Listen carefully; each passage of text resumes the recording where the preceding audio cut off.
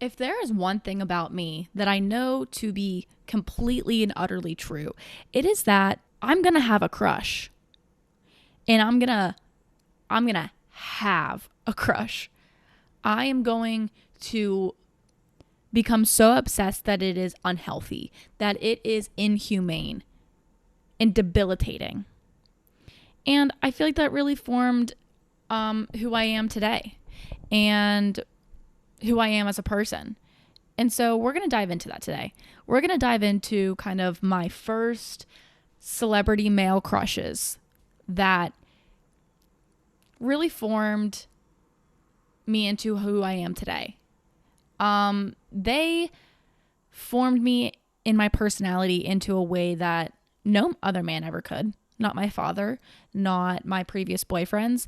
They shifted me in my womanhood. And it wasn't pretty at some times. It was concerning. But that's fine. Because I think I turned out okay.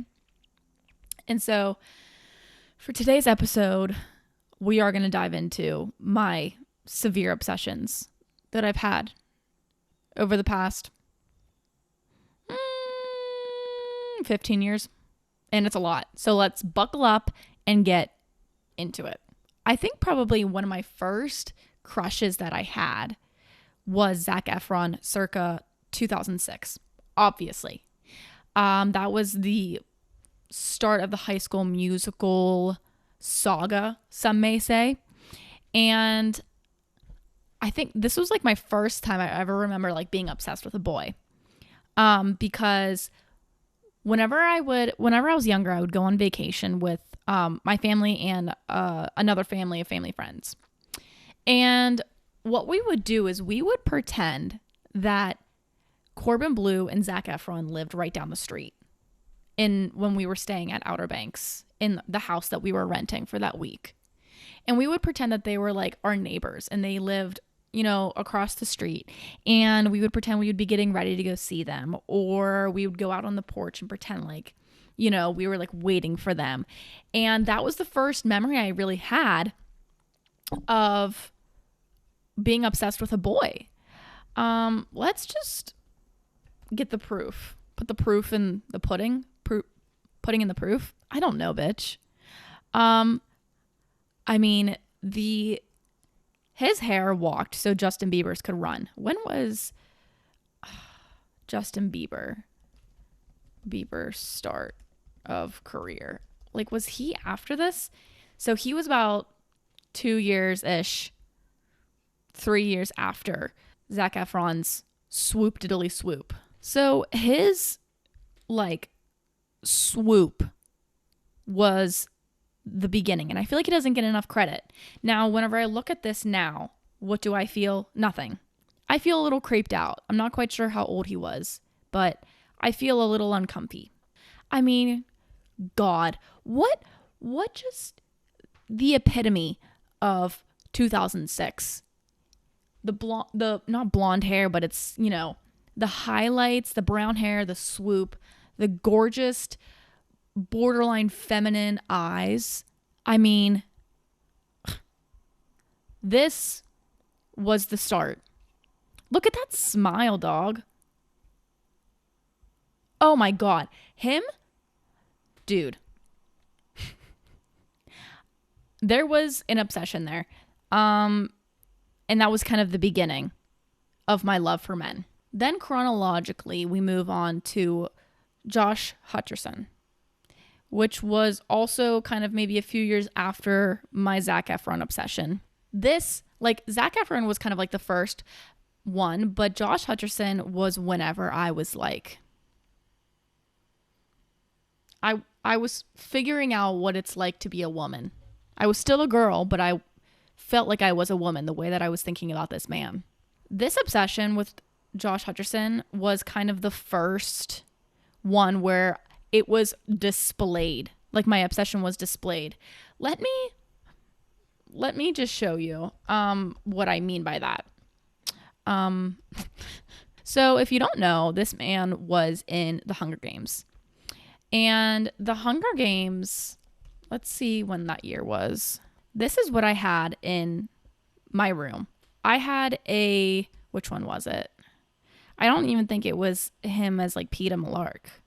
I think it was just him. It was probably something like this. I had a life-sized cardboard cutout of Josh Hutcherson in my room. That was at the end of my bed.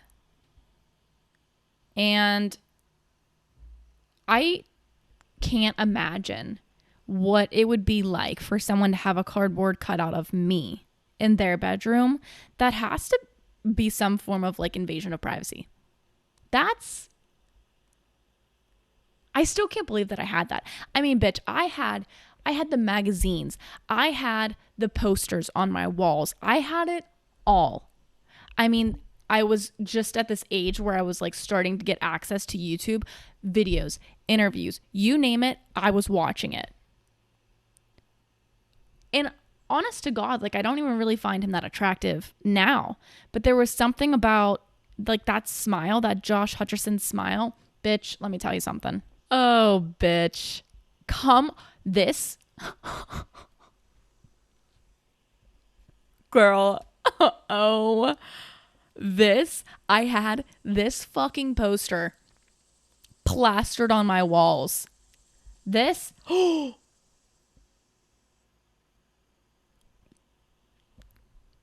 something about his hair's a little wet and dirty. He's covered in dirt. He's fighting for his life. There's something about a man fighting for his life that just really gets me going. Why do you think that people think that military men are hot? Because they are fighting. They're getting dirty. And there's nothing hotter than a man who has a little dirt on his arm, whose fingernails probably have mud underneath them. There's nothing hotter than that. And I'll say that with my chest. And I am. God, bitch, that just took me back. Holy shit, this picture. Oh, girl. God damn. And so here's the thing. Josh Hutcherson, I wasn't like a Joe Bro girl. I was a directioner, and we're going to get into that next. But I was a Hunger Games girl, first and foremost. I don't know what it was, but it was like the first book and movie I had saw that was like more, it wasn't even like adulty. They're like, but it had more like violence in it. And that was kind of the first time where I was like, oh, like what are these feelings that I'm feeling? Like I was having womanly feelings rather than girl feelings. So that was the first like obsession where it was just my entire personality. Then we shifted to One Direction. Like I said, I wasn't a Joe Bro girl. I wasn't a believer. I was a directioner. And I would switch around from like Niall to Harry and then Zayn for like a hot second. This was also the origins of fan fictions. Yeah. You heard me. You know what? I did read fan fictions. And I have read fan fictions within the last year. And what are you going to do about it? Make fun of me? I don't care. I could care less, actually. Once again, I had the magazines. I had their posters. Just not that long ago, I was going through, whenever I moved back home, I was going through my closet and cleaning out my room so I can move back in. And at the top of my closet, I have this like little shelf thing that's like, I need a little stool to get up there. And I would just shove shit up there. And I unlocked a time capsule up there. And I kept a lot of the stuff. I mean, I had the One Direction perfume. I kept that box because that is basically the Holy Grail. That was, if I still had the bottle, I would have won the lottery. I mean, that thing could go for millions on eBay. And I had all of the magazines, and I would like cut out their faces and like put them in a collage. It was just, here's the thing. When you're going through puberty, you are feeling things that you didn't know existed. You are exploring new ideas. And some people, everyone does it differently in how they might express that time in their life. I expressed it through an obscene obsession with celebrities, specifically male celebrities, that I would have died on the hill saying that I was going to marry. But what I didn't take into consideration was what I looked like and my age, most importantly, when thinking about marrying Josh Hutcherson. I was like, okay, he's this age and I'm this age, which isn't too far apart. My brain did not go anywhere near the legality of it. I was just like, okay, that's not that many years. Meanwhile, I was a child. But there's just something, I think it's actually kind of cute that young girls, like when we were all that age, I was just like, I just thought it was so obtainable to one day marry Harry Styles. And I thought I had him bagged. I really did. And maybe that does have something to contribute with like my false optimism or like my hopeless romanticism. Maybe, but there's nothing I can do about it now. It already happened and we're already here. So yeah, I wasn't like a big Justin Bieber fan. I didn't like hate him or anything. I definitely wasn't too into like the Jonas Brothers fandom. I liked Camp Rock, but I wasn't like obsessed. I also think it probably has something to do with the fact that like around, the whole Joe Bro fandom hype, Taylor and Joe Jonas had dated. And I, first and foremost, am a Swiftie. If you haven't already found that out by now, if you've listened to this podcast, at least for like 2-3 episodes, that they broke up and Taylor was like a little bit more public with it. And obviously I'm going to side with her. I mean, she's my fucking mother, for God's sakes. So yeah, I just like wasn't obsessed. It was like all my time for a few years went to Taylor Swift and One Direction, but we're here today to talk about One Direction. So like I said, I went kind of from like Niall to Harry, and this was probably around the same time-ish, or like right after the Hunger Games. This like soon followed. I don't think I had a life-size cardboard cutout of, actually, my mind could be playing tricks on me, but there's a really good chance that I had a cardboard cutout of Harry Styles, or maybe it was Niall Horan. I don't know. But let's go down memory lane and look at them in circa 2013, because we're going chronologically. Now, oh my God. Come on, dude. Look at that. Look at that smile. Are you fucking kidding me?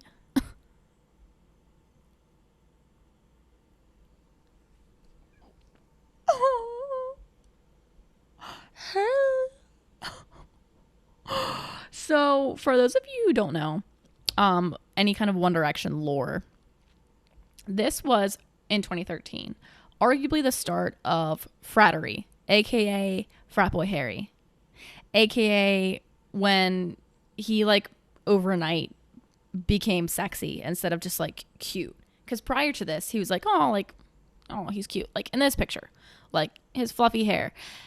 Overnight, he got tan, knew how to dress himself, and became a little cheeky. He was like the definition of cheeky. There's something about his fucking dimple that I just want to swim in it. Let's see here. This bastard, this son of a bitch, was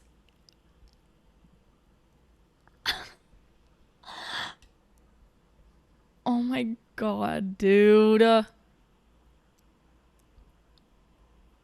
Girl, let's just look at this picture specifically real quick. I know in 2013, this man looked like this.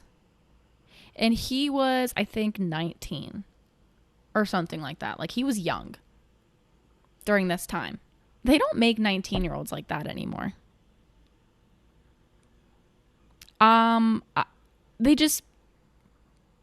You're telling me he was 19 in this? No, he wasn't. No, I don't think so, actually. What happened? What happened where they're just not, why don't they look like that anymore? I don't care. Oh, it's not. He is the definition of what a girl wants. What a girl wants, what a girl needs. That's, come on, dude. Now, this is also like the frat, or not frat, he's growing his hair out right now. So now he's in like the Prince hair. Harry is what the locals call it, the fans, might I just say. And this was the transition period from frat boy Harry to Prince hair Harry to long hair Harry. LHH, if you will. This,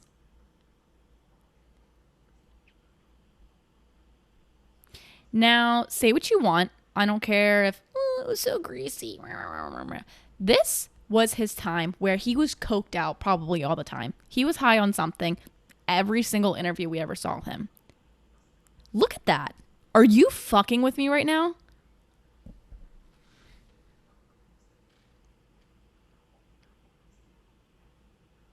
There are things in my head that I want to say, but I will not, because it is vulgar and it is disrespectful to society.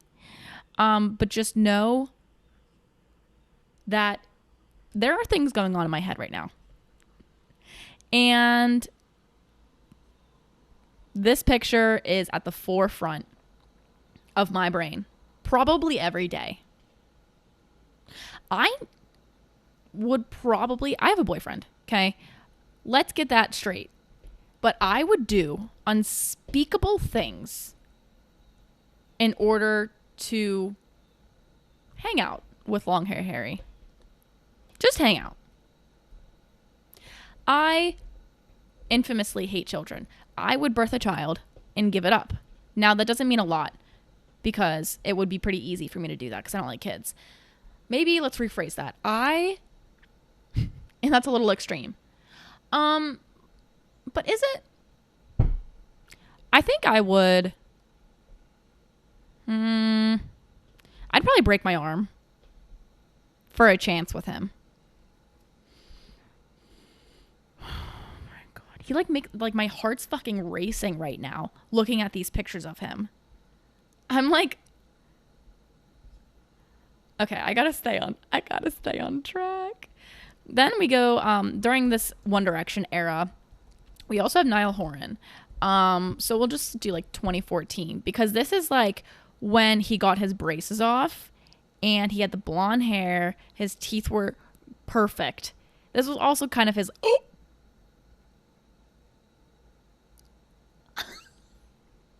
I had this fucking poster on my wall. This picture, God, I thought I had a chance. I'm not even going to pull up a picture of what I looked like in 2014 because it's not going to be good. But boy, oh boy, did I think I had a fucking chance with a man looking like that.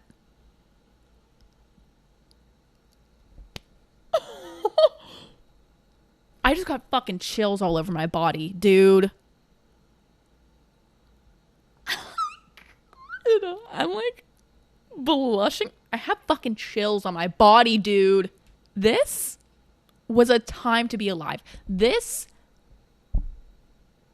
was my fuel. This era was, food wasn't my fuel. It was this content. It was me having access to the internet and watching endless videos of them doing interviews and videos of them. Oh, bitch. Oh my God. Oh my God. What are they called? It's like the OG POV fan thing. One Direction, Your Name. They give you like scenarios and what are they called? One shots. The imagines. Okay, bitch. This is what it is. I was deep into this obsession. I mean, the only thing that really got me out was them breaking up. But even my obsession with Harry Styles continued. That didn't go anywhere. Imagine Harry protectively pulling you through a mob of fans into his car. It's just a picture of Harry Styles, like a fan's like taking a picture of him, probably like dragging his arm. I mean, this just... Imagine, did you use a chat up line on YN, which meant like your name? So it'd be like, did you use a chat up line on Lily?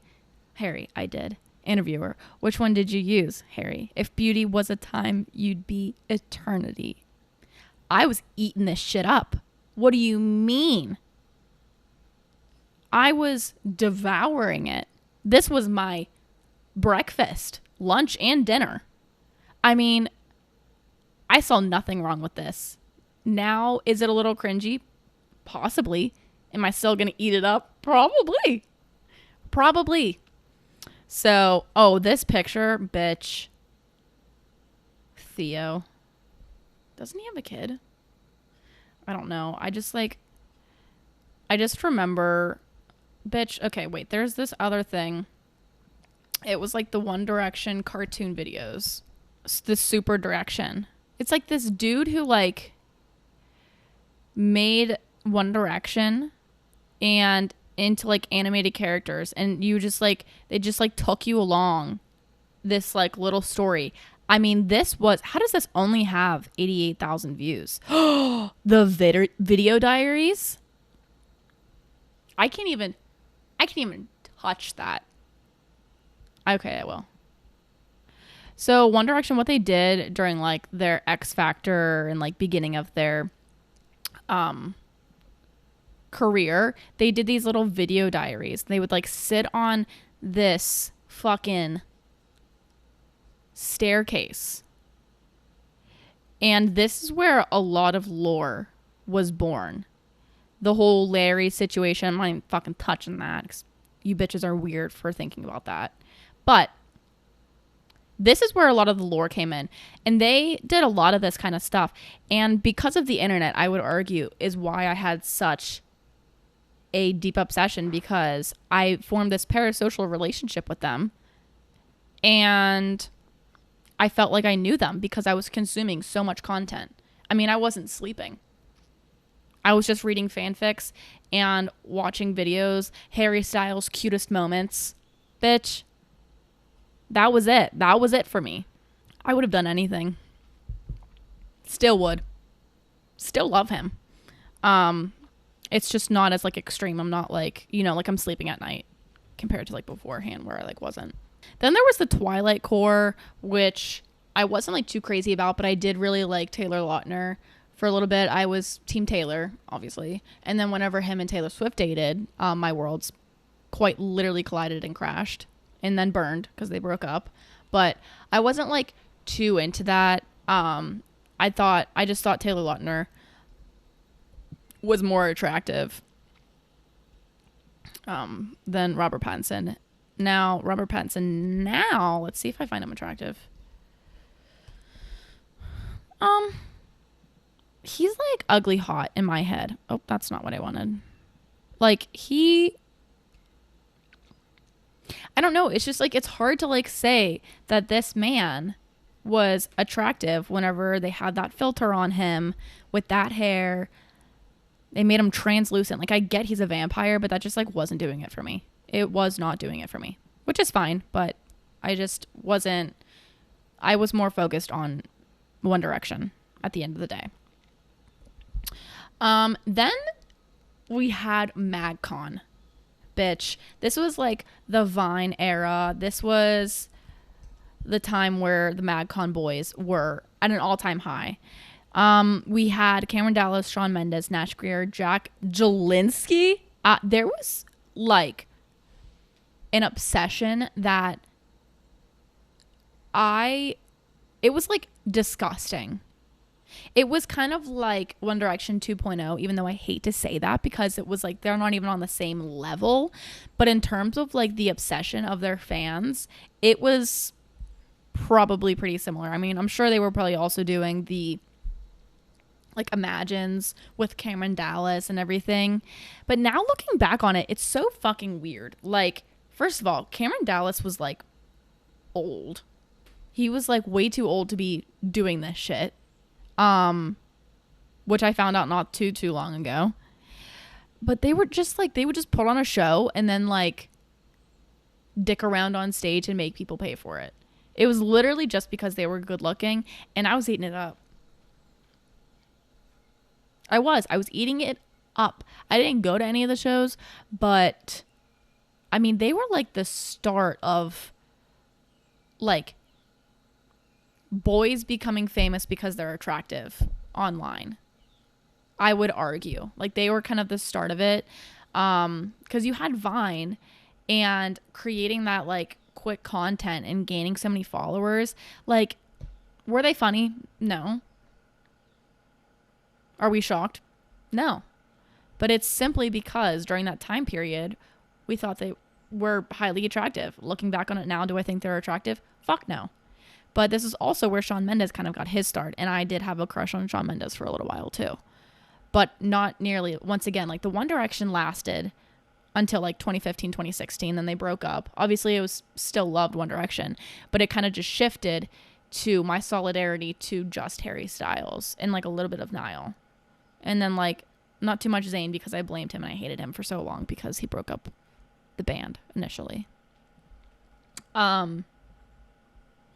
Now the members of MagCon like switched around a lot.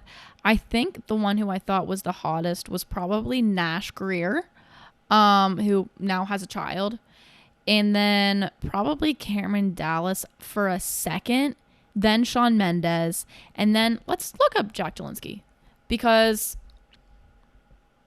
he's been hot since day one.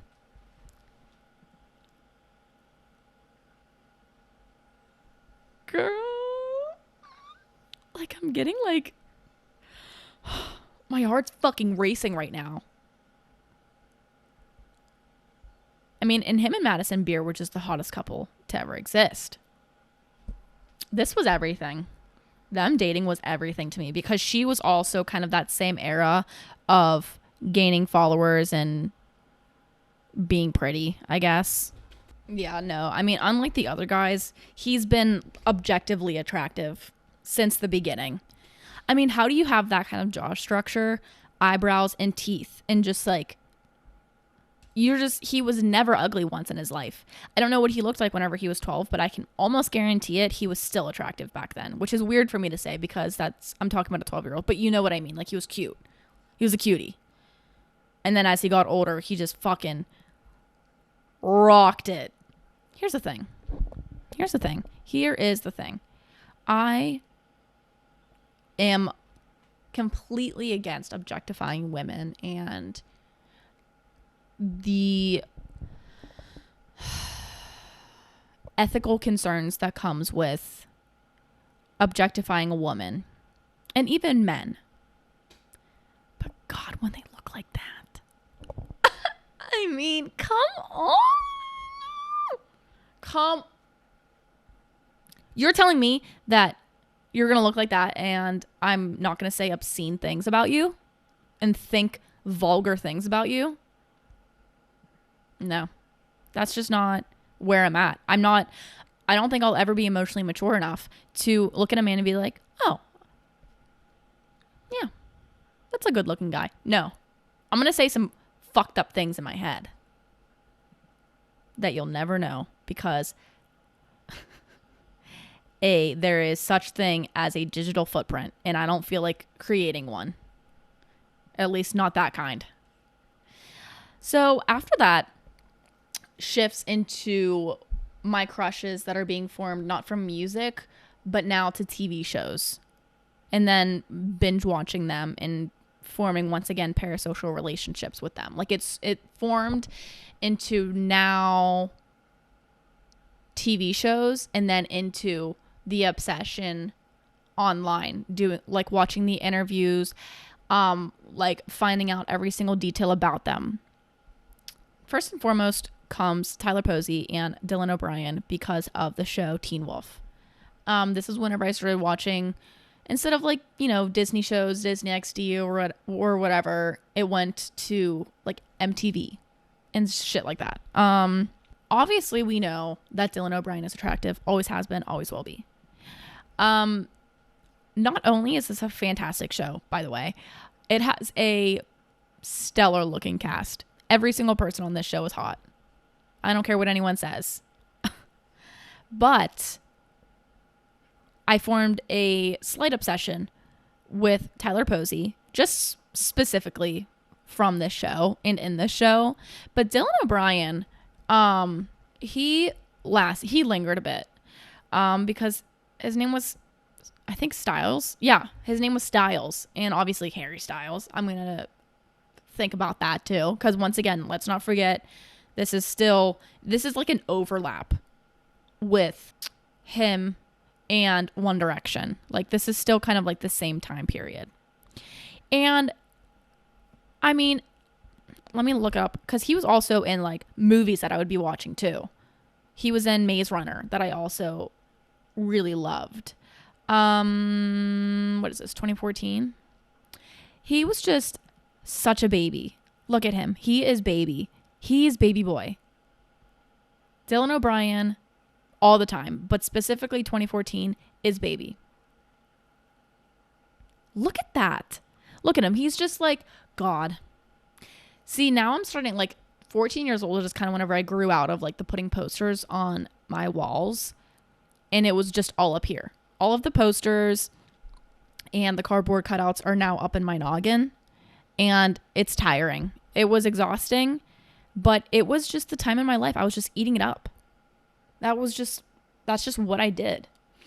Then continuing with the TV shows that I watched that made me form obsessions, we had Vampire Diaries, obviously. Still to this day, eat that show up. I love it. Ian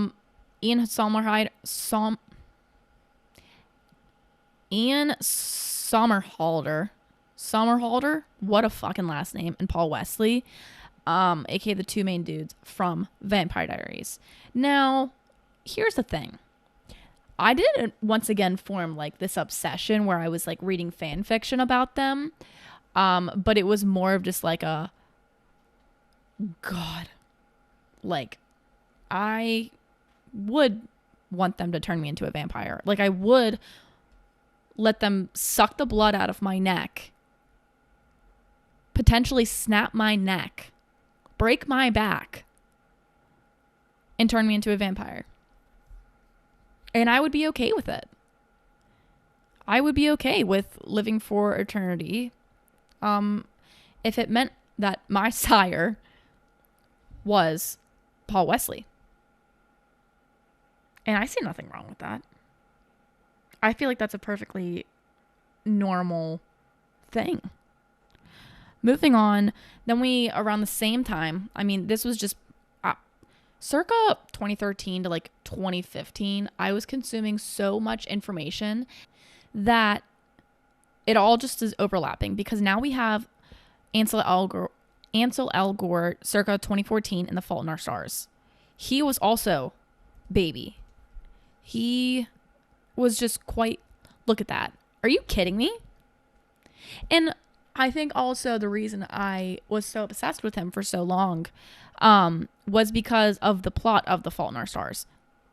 Because he was just this charming, romantic guy who, loved this girl who had cancer and formed like this, like, all of that is factoring into my love for this man. And it wasn't really him I was in love with. It was probably more of like his character, Augustus, but it was still his face. And he was also in Divergent, which continued his legacy in my life and also introduced me to the one and only Theo James, which I read the book and then watched the movie, and I think I'm gonna have to watch it later, because there's something about he's giving the Jack Jelinski aesthetic with like the dark eyes, straw jawline, bold eyebrows, like just an objectively attractive man. Look at that. Are you kidding me? Definitely way too old, especially at 14, finding this man attractive. But he probably, like, in this movie, he probably played like a 20-something-year-old. And just like, there's something about whenever people create characters that are the main love interest, or eventually end up being the love interest, who they're a little grumpy, but they have that soft side for the main chick. That formed a lot of issues in terms of like the crushes I had in real life, because it's like, oh, I can change him, I can fix him. He's so mean. He has a drinking problem. Like, he has a soft side for me though. Like, I can fix him. No, babe.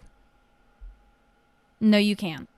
He has daddy issues so deep rooted into his brain that a therapist might not even be able to help him.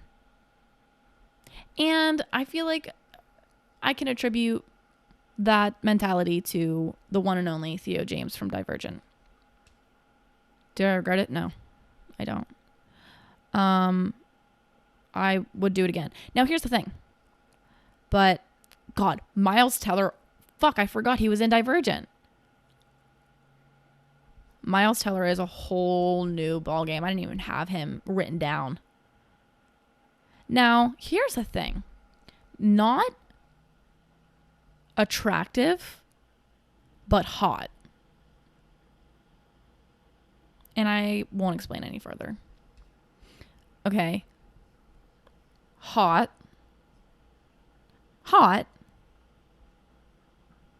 Unattractive. I rest my case. So now we're moving on to like 2015, whenever One Direction breaks up. 2016-ish. And they start their own solo careers. And this is where I really solidified my solidarity with Harry Styles as a celebrity crush, and just as an artist in general. Harry Styles is my main course. He is the meal.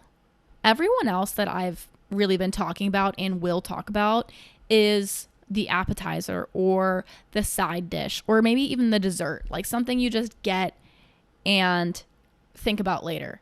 But you're really thinking about that meal. You're thinking about that eggplant parm. Harry Styles is my eggplant parm. Everyone else is like mashed potatoes or a side of peas or like French fries. But Harry Styles is my smash burger. You know what I mean? Are we following? Because at the end of the day, when someone asks me who's my favorite male celebrity, who's my number one celebrity crush, it's always going to be Harry Styles. And then I will add in these people. Segue. So these are the people who I like will form like a slight obsession over, who I will think about a couple times a week, but I'm not like following their like update accounts. I'm not, doing the research and diving in. But like when I see them, if I see them in a movie or a TV show or just online, I'm gonna get a little giddy. I'm gonna be like, yeah, like I might do a little research. I might see if they're married or, where they're from. Do a little deep dive. Maybe watch some of their movies or shows that they have been in. Or maybe I'm watching a TV show and that's where it starts. That's the origin, which is even better because then I already knocked one task off of my to-do list, which is to watch everything that they're in. You know what I mean? So it's still an obsession, but it's not like Harry Styles level where it is like ingrained into my brain, like his being, I've put him in my soul. Seems intense, but really it's not. It's super relaxed. So first up we have Timothée Chalamet, who I think the reason I found out about him was because I watched Call Me By Your Name, which infamously is so gay. Good movie. He is the perfect specimen of who I found attractive from like 2017 to about 2020, 2021, maybe into 2022, even still now, arguably. Just malnourished, all bones, no meat, perfect specimen, malnourished and delicious is Timothée Chalamet. And I'm eating it up every day. I still find him attractive. Don't get me wrong. Once again, look at these little dimples right here. Light eyes, dark hair, dimples, jaw that could actually probably cut a pork chop. And I'm going to eat it up every day. I am. I don't care if, oh, yeah, he looks like a little boy. Oh, he looks like a lesbian. I don't care. When did I ever say that I cared? I like his face, and that's that. The curly hair, it's like giving Harry Styles if he were American and didn't eat for a while and stopped going to the gym, but like didn't get fat, but he just like lost a lot of weight. Still attractive, just a little smaller. Like he is baby. Timothée Chalamet is still baby. It's just a different type of baby. You know, it's like a modern baby. He's still baby boy though. Don't get it twisted. Then we have Cillian Murphy. Obviously, Cillian Murphy. You might recognize that name or this face from one of two things. Peaky Blinders or recently Oppenheimer. I found out about this lovely Gorgina man through Peaky Blinders. Great show, by the way. If you're not watching the video, come here. Come watch the video portion of this episode, either on Spotify or YouTube. And I need you to restart this episode to make sure that you are actually looking at these men, because I need you to see what I'm seeing. It's a requirement. Because here's the thing.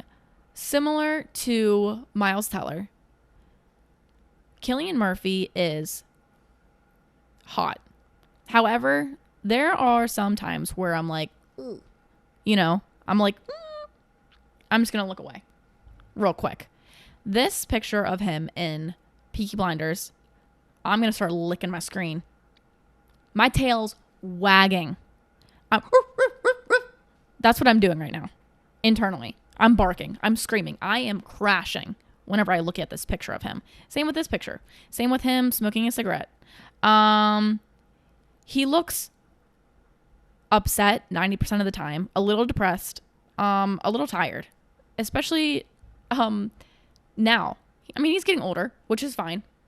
What a blessing it is to get old. But there are some pictures where I'm like, oh! This picture? See, I don't want to look at that. Get that out. This?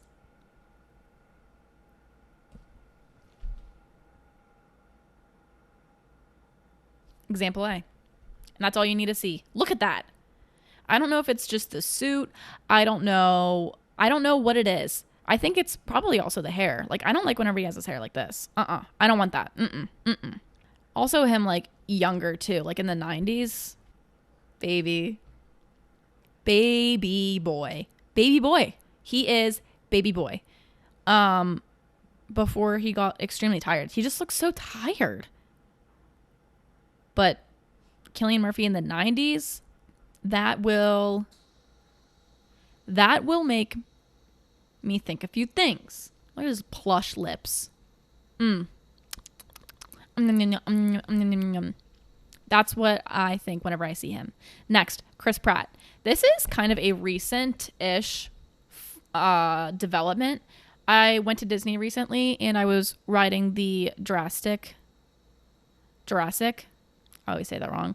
I was in line for the Jurassic ride, Jurassic Park, and they were like playing this video, and it was him just looking a little extra gorgeous. Because here's the thing. Here's a good picture. Him whenever he's got some like, oh no, it wasn't a Jurassic, but I did find out he was in Jurassic Park. It was Guardians of the Galaxy. Actually, I think it was both. But he's just like a charming man. He's got a good face, first and foremost. But what's really going to make me wag my tail is Paul Rudd.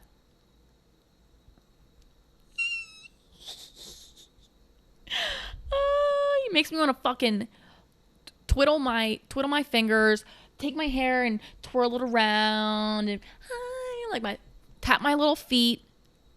Hi, Paul.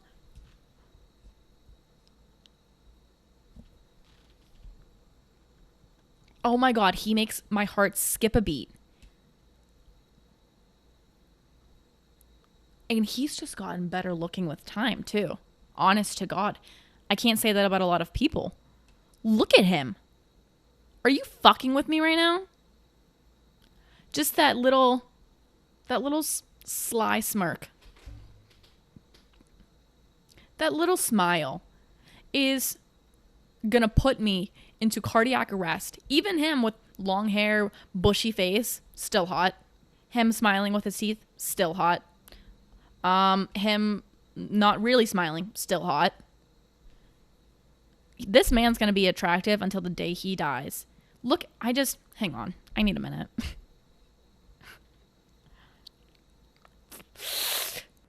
Him with this weird ass fucking 2001 facial hair, still hot.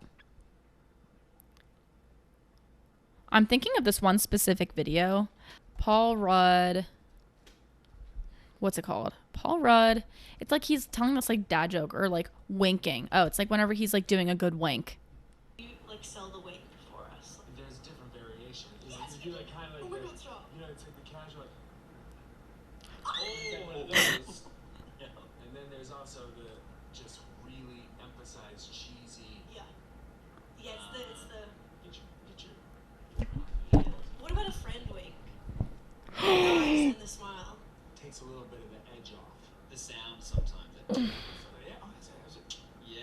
That's really good. I feel like that's friendly, right? That's friendly enough. What about a double click?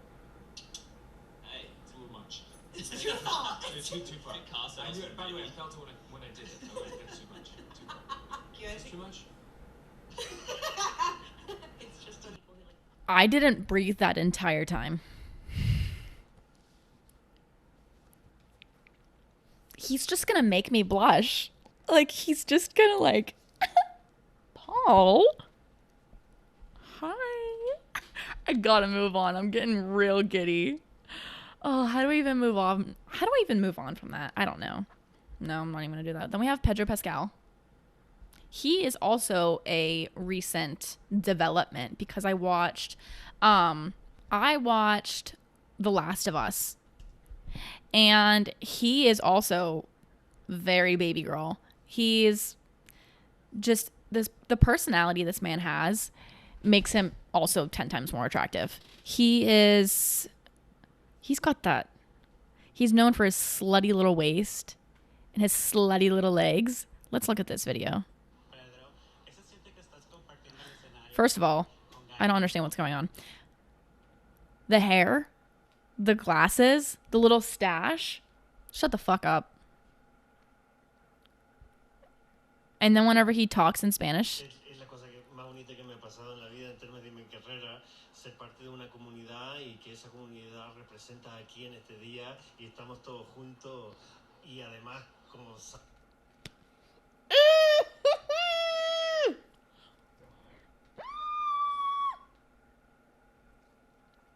I hate kids, but I would have a baby with this man. All right. Next, we have men who I sometimes forget about. Like, I'm not thinking about every day. But whenever I do think about him, I'm going to wag my tail once again. I'm going to get a little giddy. I'm going to be like, oh my God, he is so cute. So let's get into that. First up, we have Andrew Garfield,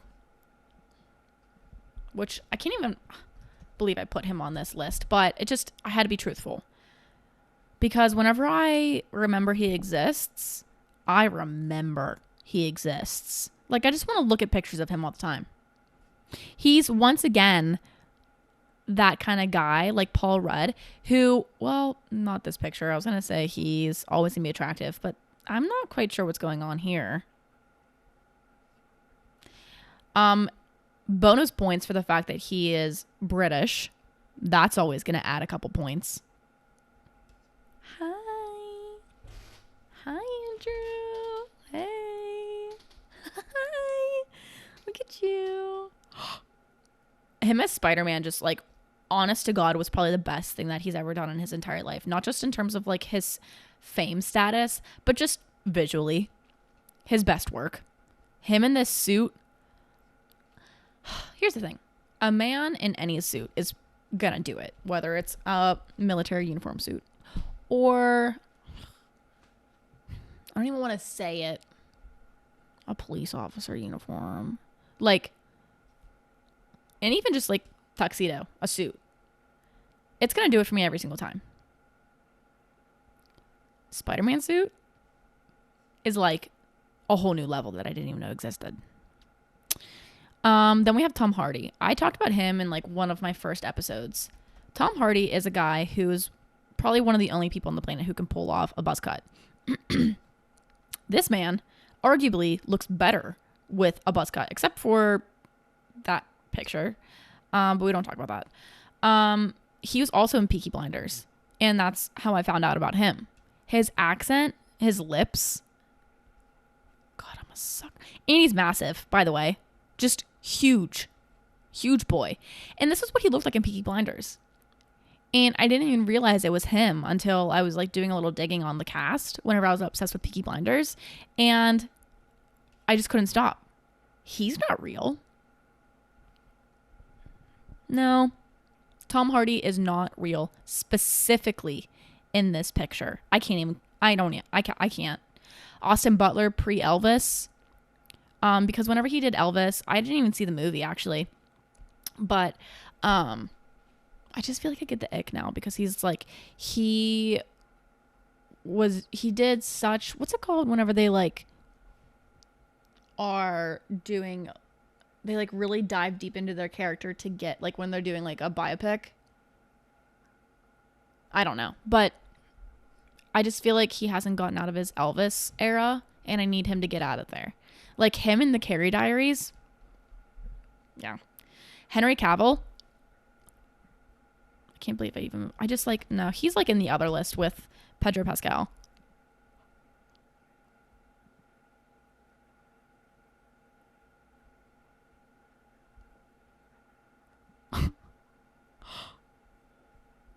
Oh my God. Oh my God. Oh my God.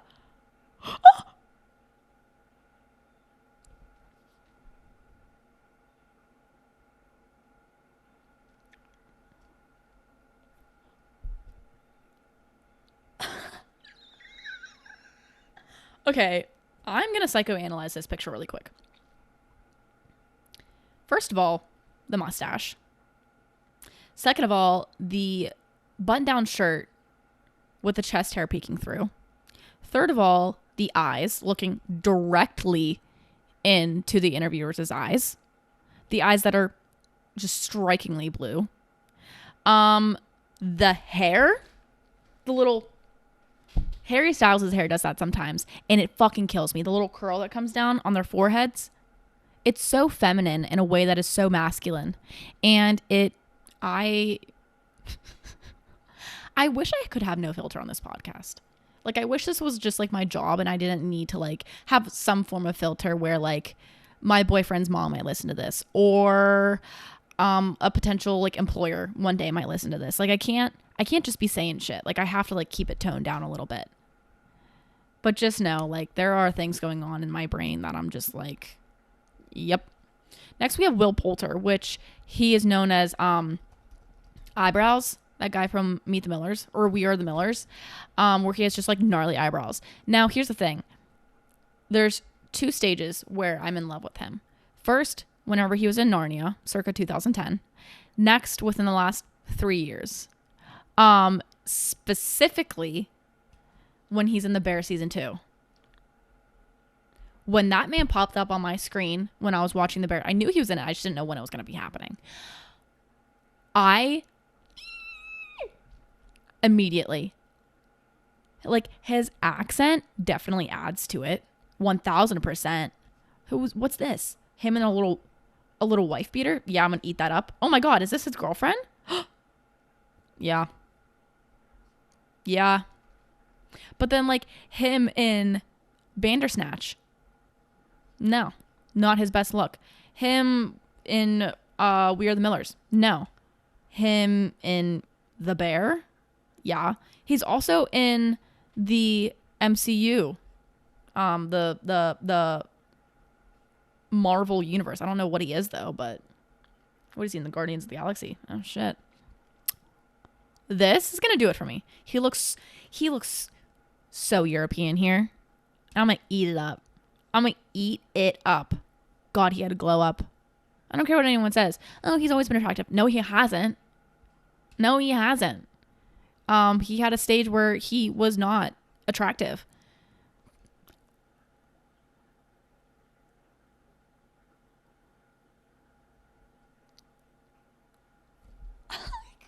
God. I cannot believe that I'm like actually like blushing right now. Holy shit, dude. I'm going to end it right there, actually. I'm going to end it on a really great note. And I'm going to... Here's the thing. I feel like in the past of my... In previous episodes, I have, and in my personal life, have bashed men. Because at the end of the day, women are better. Just, you know, from many different standpoints. And yeah, I am biased, but I don't feel like getting into that right now. You can go listen to my podcast episode, Pros and Cons of Men. And women have their cons too. Don't worry. I fucking get it. But if this episode did anything, it reminded me that men are mystical creatures. They also can be not mystical and not wash their ass every time they shower. And they can be very toxic and cruel and mean and scary. But I think for the rest of the day, at least, I want to remember men as these men that I have listed here today. The ones that make me want to twirl my little hair and do like skip around the park and go, dee, dee, dee, dee, I have a crush. That's what these men make me want to do. So, sorry to my boyfriend, but he said this was fine. I don't even know if you would listen to this one. That's all I have for today. Thanks so much for listening and listening to me gab on about men who will never know I exist. But that's the fun of it. Like, if I knew these men personally, I can't talk about Paul Rudd the way that I do if I knew him. Absolutely not. Then again, there is, like I said earlier, a such thing as a digital footprint. But I pray to God every night that I don't have to worry about that in terms of ever, like, I couldn't be in a room with these men. Specifically, Harry Styles, Paul Rudd, probably Pedro Pascal, who else? Cillian Murphy, absolutely not. I'd run away. The complete opposite way. Andrew Garfield, nope. Tom Hardy, nope. Henry Cavill, abso-fucking-lutely not. I couldn't be in the same room as him. I would run as if he were a tiger chasing me. As if I were a fucking gazelle and he were a lion. I'm running. I'm sprinting to the opposite end of the world. I could not be in the same room as him. Abso-fucking-lutely not. Anyways, thank you so much for listening. If you want, you can follow the podcast on Instagram, on TikTok. Yeah, you can follow me on Spotify and Apple Music. Write me a little review. Give me 5 stars, please. Actually, I don't really care that much. On YouTube, whatever. I don't give a fuck. I'm just here to chat. I'm just here to talk. So, once again, thank you for listening, and I'll talk to you guys next week. Bye.